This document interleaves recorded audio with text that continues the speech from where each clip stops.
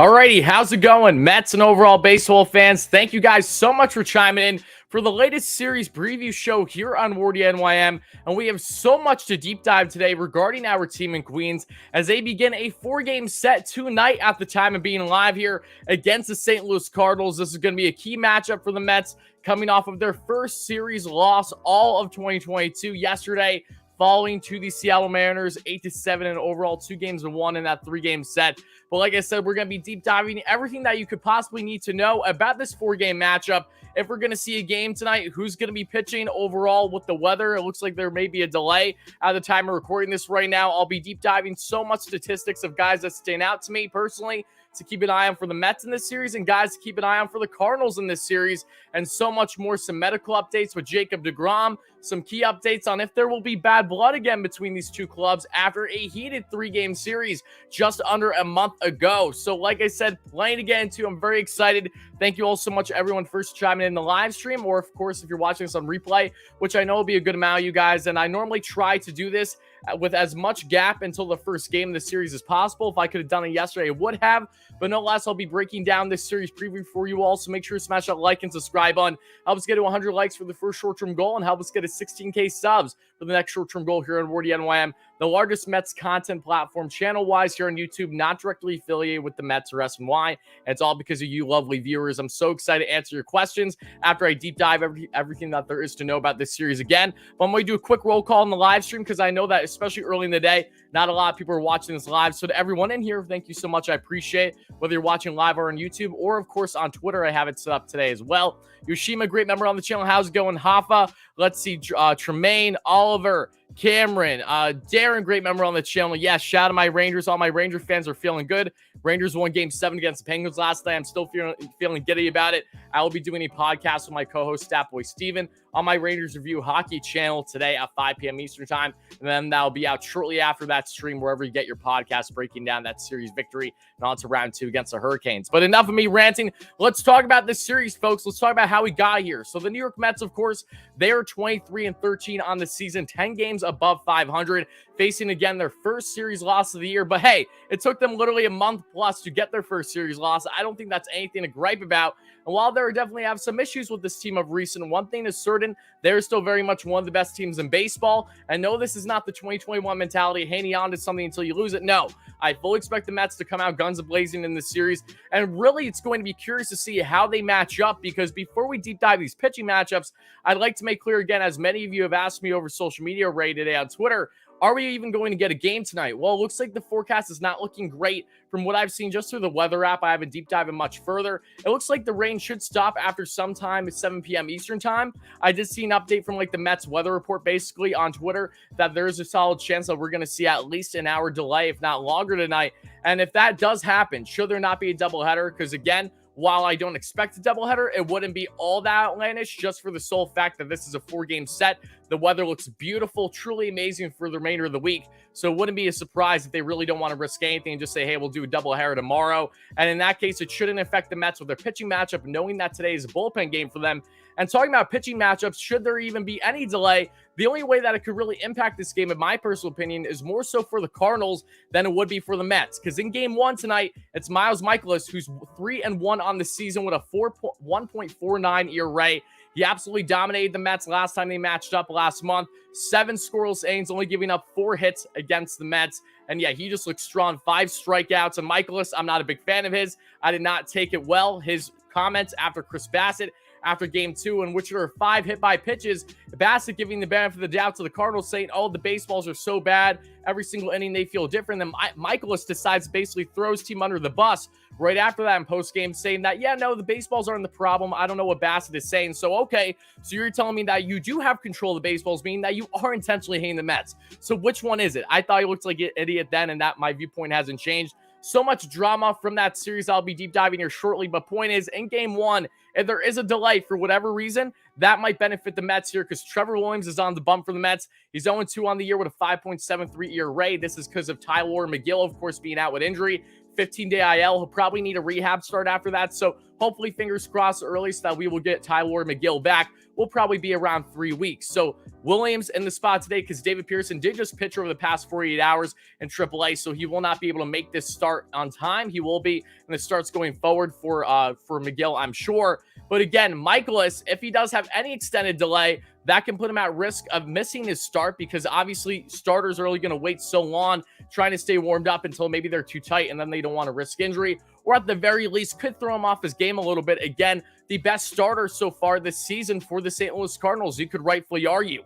But this is a big game one matchup. We'll see how the weather holds up, but should it do just that, we'll have Williams against, yes, Miles Michaelis, who's looked like a stud so far this season, as unfortunate as that might be to say as a Mets fan. I see a bunch of people in the chat. Like I said, I'll be addressing your comments, questions, and concerns after we break down really everything that there is to know about this series. But as we get into game two, especially Taijuan Walker on the bump, Ty coming off a very strong start for the Mets, one of his best starts of his entire career. I believe he won, 7 scoreless, and you could even put him out there in the 8th. He looks so good for the Mets in that win against the Nationals. He's 1-0 on the year with a 3 ERA even. Walker's only started in a couple games so far this year, suffering injuries to start the year, and of course had that prolonged sprain because he had that knee surgery in mid-January. He's still trying to get back in the groove of things. He was dealing with some back tightness, was trying to stay warm and loose. Didn't look too comfortable in his last start, but again, pitched beautifully for the Mets, even though he only had 1 strikeout, but he got the job done still. And he'll be matching up against, yes, the former New York Met, the man who really started the downward spiral in a good way, at least for the Mets,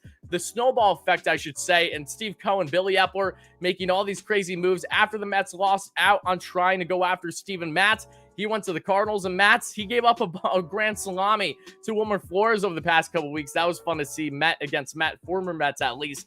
But Matz on the year is currently 3-3 with a 6.40 ERA.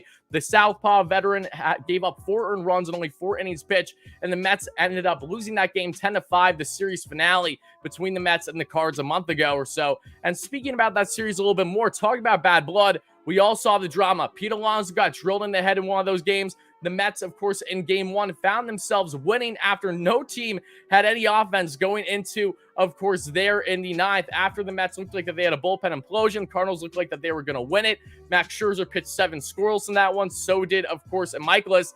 Then the Mets had their 5 unearned runs there the night. That amazing rally, one of 2 amazing rallies that the Mets have had this year, that being in St. Louis, then the most recent one in Philly, and they just fell short of another late heroic last night. Yesterday, a day game for the series finale against the Mariners. But game 1, that was what it was about. Then game 2, we saw 5 hit by pitches, ridiculous 3 Mets hit, including, yes, Pete Alonso drilled in the head. And then game 3, the Mets jumped on Matz early, but Cookie Carrasco had his worst start of the season that year, gave up 8 earned runs total in just 3.2 innings pitched, and the Cardinals just never looked back. There was a brawl that happened, of course, towards the end when Yoan Lopez threw up and in at Arenado. He didn't take a liking to it, the schmuck that he is, and the brawl quickly ensued. We saw Pete Alonso getting thrown down, grabbed from the back by, Genesis Cabrera, their reliever, and then further taken down by their first base coach. There are multiple suspensions that we saw happen.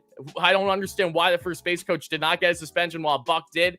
And we saw there was a 2-game suspension for Arenado. Yoan Lopez got a suspension. It was ridiculous all around. But the point I'm trying to make is there was a lot of drama in that one, and it wouldn't be all that outlandish should we see more drama in this one. All I hope is that if that does happen, that we don't see any more hit by pitches.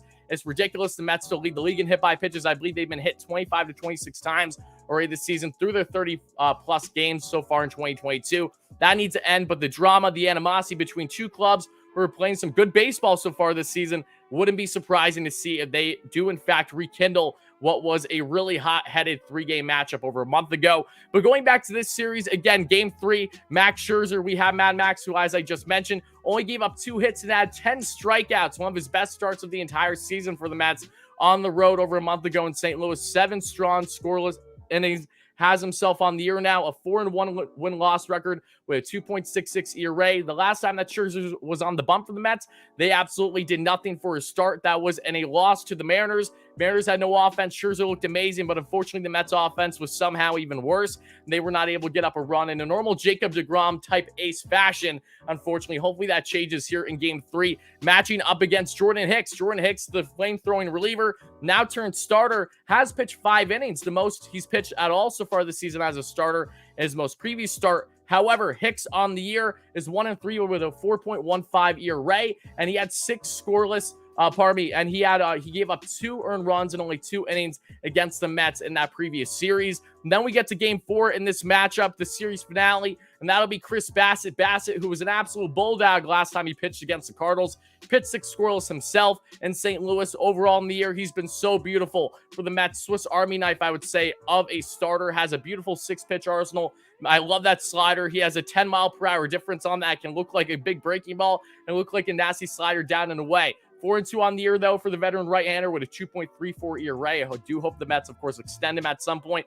Facing off against Dakota Hudson. Now, the Mets have not faced Hudson yet this season, and he's off to a good start, a 3-2 win-loss record with a 3.06 ERA. But Dakota Hudson, again, it doesn't mean much because it was spring, but I do remember vividly that the Mets were beating up on Hudson in spring training. Again, I don't expect that to mean anything because, for example, Pablo Lopez, who the Mets beat up on in spring, he's been one of the best starters in baseball for the Mariners so far this season. So that hasn't, spring only means so much. Again, you take it with a grain of salt. It's preseason. I feel that same way about Hudson, but it is just something to make of note. But guys, these are the pitching matchups. This is what we're going to be dealing with in this 4-game set. As I mentioned again, it will be interesting to see if there will be a rain delay or at worst a doubleheader in any of these games.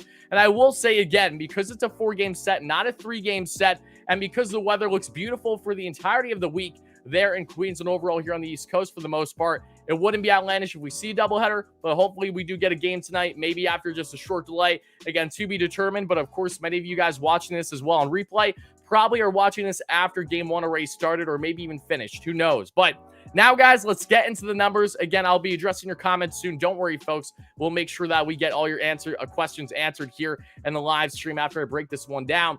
But as we get now to the offense, what should we be focusing on as Mets fans? And naturally, you think it has to be Brandon Nimmo, right? And actually, pardon me, I'm going to bite my tongue there. Before I speak about Brandon Nimmo, I have to bring up someone that I should have mentioned earlier here. I have my notes here to make sure I don't miss anything. But Jacob deGrom. Before we get into the offense, let's talk about Jacob deGrom for a minute. Speaking still on this pitching, Jake is having his imaging done today, another MRI, whatever he's going to get done on his shoulder.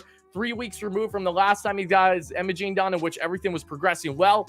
He's been throwing from a decent length away, but he's looking better and better. So if Jake is clear today, if the imaging looks good on his shoulder and he's healthy and ready to go, he will then assumably start to ramp up his throwing then, and we'll get back with the Mets sometime this summer. Hopefully, maybe before the end of June. That'd be awesome. Again, it's a to-be-determined situation, but fingers crossed, no setbacks at Jake. Wouldn't be surprising if we have an update on him today on those results, or at worst, maybe we'll find it sometime tomorrow. But again, hopefully when we have our post-game show tonight, should there still be a game, we'll have an update by then on Jacob deGrom and his health. But let's do the prayer circle. Fingers crossed that Jake will be okay, that the imaging looks good, and he can really start to ramp up and get back with the Mets over this next month and a half, whatever it may be, because it's going to take a minimum of a month for him to ramp up, if not longer, because he has to start all over again, just like if he was coming from the offseason into spring training, naturally. So now talking about offense, folks, let's get into it. Brandon Nimmo is an easy pick when talking about key Mets this series. 100% everyone should be watching Nimmo this series. However,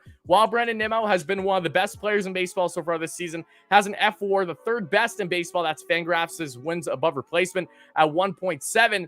Nimmo, the on-base king, the over 300 batter right now, who is so amazing in the Mariners series and really has been amazing in every series so far this year. However, does not have good numbers against the Cardinals in his career. And while that really wasn't much of a factor as to why I didn't pick him, I just didn't pick him because I could pick Brandon Nimmo every series preview, for being honest, because he has just been the most consistent hitter for the Mets outside of someone like Jeff McNeil. But when looking at his career in 9 games against the Cardinals, Nimmo has a measly 179 batting average with 5 hits, a home run, and 4 RBIs and 4 runs scored. So not terrible numbers, but again, very low average here. I wonder why. I'd have to look back at those. Either way, Brandon Nimmo, always got to keep an eye on him regardless of the status of what he has done in his career against the team, because he has just been lights out, one of the best players in the league at the moment. And yeah, that feels really good to say. But let's get into starting with Pete Alonso. Now, the reason why I picked Pete is a couple factors. One, he did have a solid series his first time out against the Cardinals, even after getting drilled in the head. Still played, finished that game, and played the next day without a problem. For the second time, he got hit in the face, head area, for the second time this year. He has a 300 average and 717 OPS and 3 games against the Cardinals from their first matchup. But what also stands out to me is Alonso has phenomenal career numbers against the St. Louis Cardinals overall. Overall, in his career for Alonso, he has a 323 average, 4 home runs, 9 RBIs, 14 runs scored in only 17 career games against these Cards. And pitching matchup-wise, yeah, it definitely benefits the likes of Pete Alonso. Facing off against Miles Michaelis, tonight's starter at the time of recording this, in 7 plate appearances, Alonso has a 286 average. Steven Matz, his former teammate, now foe, in 5 plate appearances, has a monster home run that we saw, a 500 average, and a roughly 2,000 OPS against Matz in his career. Jordan Hicks, the reliever now turned starter in only 2 plate appearances, has a hit against him. And Dakota Hudson, who was starting the series finale for the Cards, in only 6 plate appearances, Alonso has 1 home run, a 400 average, and a 1,500 OPS. So Pete Alonso, for all those reasons outside of the fact that this is literally Pete Alonso, yeah, I'm most certainly excited about him. I hope he can bounce back. I expect him to after that poor at-bat to end the game there, to end the Mets rally just short of a run to at least tie it. A lot of people were slandering on my man Pete yesterday. I will not allow it. Rightful criticism, yes, but talking down on the man that has been one of the best players for the Mets since he arrived in Queens, I'm not about it. But let's get into now the next man offensively that we should focus on for the Mets. Another key Met is, of course, McHit. It's Jeff McNeil. Now, speaking about career numbers, Jeff McNeil doesn't have the best career numbers against the St. Louis Cardinals. He has like a 245 or so average, 9 runs scored in 17 games. But this season, at least so far, small sample size to be that, has a 500 average and a 1,375 OPS against the Cardinals from that first series over a month ago. And pitching matchup-wise, against Miles Michaelis in 6 play appearances, Jeff McNeil has a 400 average, a 1,100 OPS. Of course, McNeil was an X factor to help the Mets rally and win there in the 9th inning in Game 1 of their previous series. McNeil, of course, got that double down the line to bring in a run or two, and then he scored the game-winning run himself, rounding third and getting home, basing things just beautifully off of what we saw there. That was when Dom Smith dove to first. Then McNeil went and got home. Beautifully done off of Gallegos, I believe. But yeah, Jeff McNeil, always got to keep an eye on Jeff. He's having a tremendous season, as is back to his old Jeff McNeil self, being the contact hitter, slapping the ball for opposite field. I love his chances of having a very good series for the Mets in this 4-game set.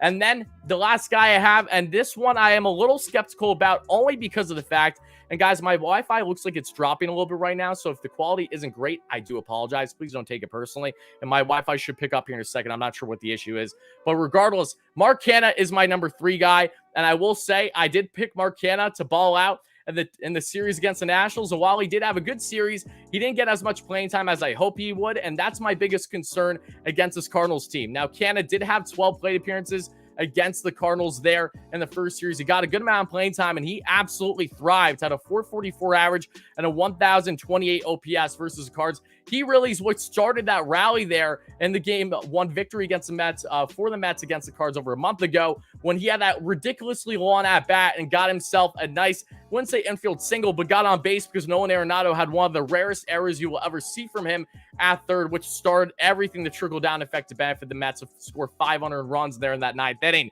But Mark Canha, again, in his career, only 6 games, but very strong numbers against the Cardinals because remember, he's coming from Oakland. He only played 1 series prior against the Cardinals in his career up until this season, and it overall has a 381 average, 2 RBIs, a run scored in 6 games against the Cards. Of course, you can pick really anyone in this Mets lineup. I am happy to say that from the last series preview, 2 of the 3 guys I chose really ball out. They definitely did that, other than Marte's strikeout there in the 9th. But Marte, I thought, had a very good series. That Game 2 was phenomenal for him as well. Eduardo Escobar finally started to hit, got that triple in the 9th yesterday, but he still didn't have a great series, of course. And then my 3rd guy that I picked in that series to ball out, I'm actually blanking on who it was, but I know that he performed well. But no less, so far the series previews have been pretty good. Not the best in regards to predicting things on who I prefer, but overall, anyone in this Mets lineup can do damage. But there's a reason why Alonso, McNeil, and Canha, based on these numbers specifically, stand out to me in this matchup. But now getting on to the St. Louis Cardinals, shall we, folks? The Cards, they got many guys. You know, I really want to put Tommy Edman in this one. I had Edman in my series preview to watch him among 3 players in the first series preview this year between the 2 clubs, but not today. I have Miles Michaelis here because, again, should he have a normal start tonight, or if, say, he even starts tomorrow at worst if there's a doubleheader, Michaelis, again, was the biggest nemesis for the Mets in that 3-game set, and he has just been absolute money all year long. As I mentioned earlier, and I'll say it again, 7 scoreless, only giving up 4 hits, 1 walk, and 5 strikeouts against the Mets there in that Game 1, in which the Mets thankfully came back and won with those 500 runs in the 9th.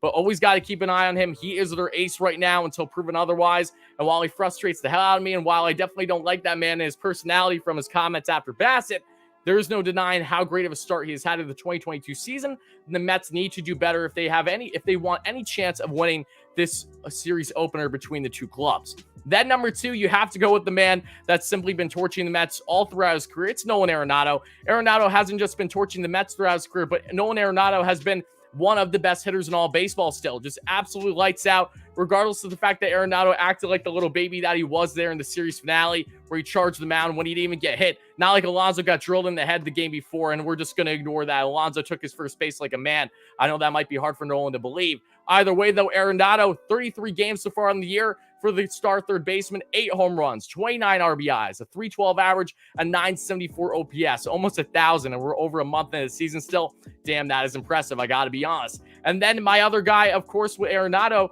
going back to him for a second, again, against the Mets in that first series, he definitely worked the Mets big time. A 444 average, 3 RBIs, a run scored in 3 games against the Mets over a month ago.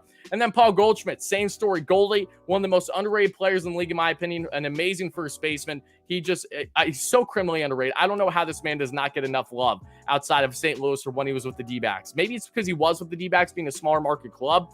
But man, oh man, Goldie has just been Mr. Consistent year in and year out. Basically a 300 career average hitter. He's just that good. But Goldie, 33 games in this season as well. 4 home runs, 20 RBIs, a 312 average, just like his buddy Arenado, at 890 OPS. And of course, like Arenado, an absolute stud of a defender there at first. A 417 average, an RBI, and a run scored in 3 games against the Mets in their first matchup this year. So for all those reasons, that's why I got Michaelis, Arenado, and Goldschmidt, the 3 key guys to watch. Of course, you have Tommy Edman. Of course, you have the likes of Harrison Bader, the former teammate and still friend of course, Pete Alonso during their time in college. I would have picked Paul DeJong, but I do believe, if I'm not mistaken, that DeJong is still in AAA after a piss poor start to the year. Could be wrong, however, but I don't expect to see him in the series much of at all. But yeah, there's multiple guys you can pick, but they stand out to me for obvious reasons. But getting into a couple more numbers, guys, and then I'll start answering all your comments, questions, and concerns just for fun, because it's early in the year. It doesn't mean too much, but it still means something. Based off of FanGraphs, their overall offensive rankings are the following right now. You have the New York Mets are the 5th overall best offense in the league based on all their numbers per FanGraphs. The St. Louis Cardinals are ranked 7th, so both their offenses are neck and neck. The Cardinals, of course, came off of a massive series victory yesterday. Sunday Night Baseball, I 100% believe those balls were juiced. You can't tell me otherwise. They had Albert Pujols pitching in the 9th against the Giants. That's how massive of a lead they had. They ended up winning 15-6, ridiculous, but they also scored 8 runs against the Giants in the first game of that series. So they won 2 of 3 against the Giants. They scored 8 runs off of Rodon, which again, I do think is a little inflated based on it being Sunday Night Baseball on ESPN. The balls have been flying out every time it's a nationally televised game. And we all know how ridiculous the dead end ball has been for local games this year. No one can tell me otherwise again. But regardless, offensively, the Cards have been very good this year. Then we get to pitching. The Mets are the number 2 ranked overall rotation of baseball based on their starters. Everyone that started, they are number 2 per FanGraphs.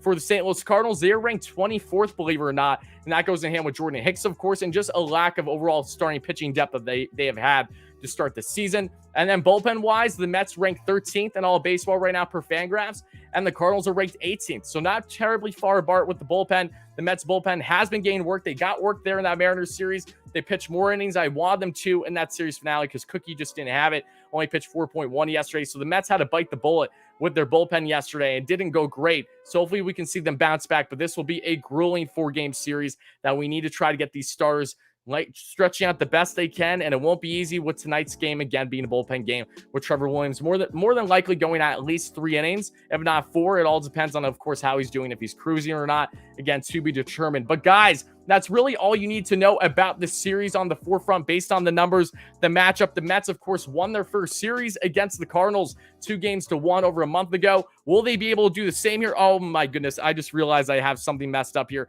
Bear with me 1 second, folks. I apologize to everybody here in the bottom text. That's on me. I'm a dummy. So that should not say post-game show. I knew I was missing something. That should say series preview. So there we go. My apologies again for the bottom text. I know that's going to look stupid. I know you guys are going to tell me in the comments, hey, your bottom text isn't right. So fix that now. I don't know if anyone said that in the chat in the live stream, but we got that fixed. So no worries about that now. But to wrap things up, for people on replay, this is where I'll be cutting things off. I want you guys to let me know in the comments below.